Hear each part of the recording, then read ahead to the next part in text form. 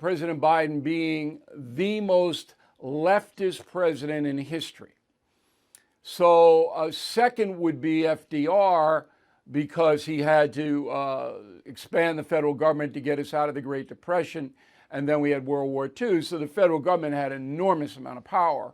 And FDR did a lot of public works, as you know, and on and on. But his philosophy, Roosevelt's philosophy, was not in line with the progressive movement today, or communism or socialism. He's a big government guy, no doubt about it. But Biden, and I don't even know what his thought process is, because I don't think he has one at this point in his life, is basically doing what his progressive handlers are telling him to do.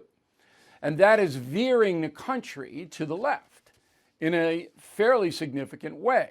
That's why we need a course correction. We don't want to be a left-wing country like the Scandinavian countries or even France. I mean, you don't want to govern that way, because that robs people of incentives. You know, the American dream is built on hard work and trying to build yourself up in a competitive society. That's not what the leftist societies do. They guarantee you an outcome, paltry outcome, okay? But you do what they say. That's socialism. Okay, so number one, we need a balanced budget amendment. Now, what is that?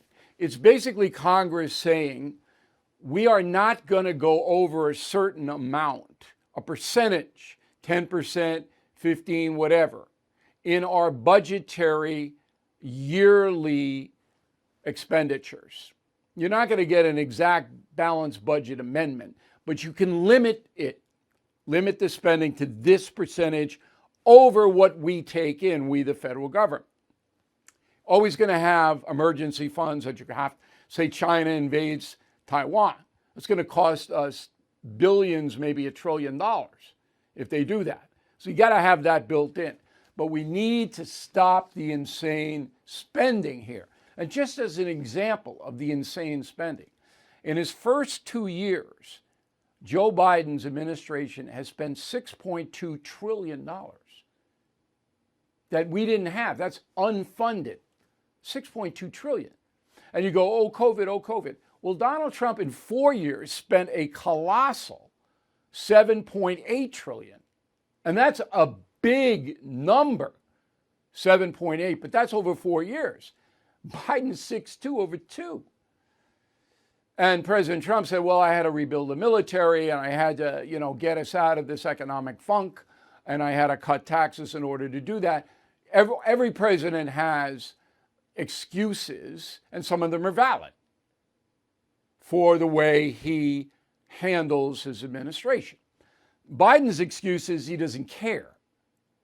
I mean, there's another insane bill that we'll get to tomorrow. I don't have time for it tonight. Another colossal spending, ridiculous thing. I mean, just keep in mind one thing. $3 million taxpayer dollars for a jogging path in Georgia named after Michelle Obama. No. The fact that that would be in the omnibus bill is insulting to all of us. Stop. First course correction, balanced budget amendment. Okay. Second course correction is a federal law passed by Congress, signed by the president, banning equity in hiring or school admissions, because all Americans are equal under the law. That's what the Constitution says. So we're all equal under the law. You can't have equity, which Biden has promoted all day long, okay, where one group, a selected group, or groups with an S, get preferential economic and educational treatment. That's against the Constitution. Well, let's put it in law, okay? No more equity. If you want to help certain groups that are underperforming, that's fine. Do the mentoring program, Brother's Keeper, all of that is good. But you don't force employers or schools to impose preferences. That's what equity is. It's wrong. That's number two. Number three, term limits. It's never going to happen while the Democrats control any body, okay? But it's needed in this country. We got too many corrupt politicians sitting in there forever. Number 4, federal laws that say if states do not enforce immigration law or any other law, they get no federal aid at all. None. That'll put the sanctuary movement to bed. None. Not a penny goes to California, New York, Massachusetts, and the other sanctuary states. Nothing. You don't enforce federal law. Again, federal law is passed by Congress, signed by a president. You get no federal funds. That would be huge. Huge. You can't do it on a state basis, which is why we have this crazy crime problem, because DAs in Chicago and New York and San Francisco and LA won't enforce the law. The states are the states. But feds can say, no taxpayer money to you, Massachusetts, as long as you're a sanctuary state. Yeah, you see how fast Massachusetts got out of that. Okay, next, new immigration laws, fair laws. I'm for the DACA thing. I think if a kid was dragged here as a baby, a small kid, by his parents who were irresponsible and crossed into this country illegally, that kid is not responsible. And he's here and she's here and they're ingrained in the system. You give them a pathway, but not blanket amnesty. No. And you enforce the law and you build a wall. New immigration laws. And you make it easier for legal people to get here.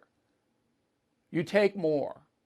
And I take refugees and I give asylum status, but you do it in a right way or you're disqualified forever. Forever. If you're a foreign national and you don't apply for asylum the right way and you get caught, you can never come here. That's part of the new immigration law. Next one, new federal agency, brand new, not attached to the Justice Department or the Federal Elections Commission, to investigate all federal election complaints, because many Americans have lost faith in our election system. Okay? So we have a brand new agency. If there's a state that has been accused of not counting the votes properly in a national election, that agency immediately goes in. But it can't be attached to the FBI or the Justice Department because that's political. Okay? This new agency might devolve into that, but give it a shot. Okay? And finally, in the course correction, we need to have guidelines, federal guidelines on Americans suing the federal government, okay, for censorship, lack of due process, and bias in the workplace. Say you get fired because you're black, okay? That should be a federal beef, and you should be able to sue whoever fired you in federal court, not state court. Okay? So let's be fair about this. So those are the course corrections that I would immediately get into motion. There are others, but all of those are within our Constitution. Bill O'Reilly is back on TV and only on The First. No Spin News, every weeknight at 8 p.m. Eastern, only on The First.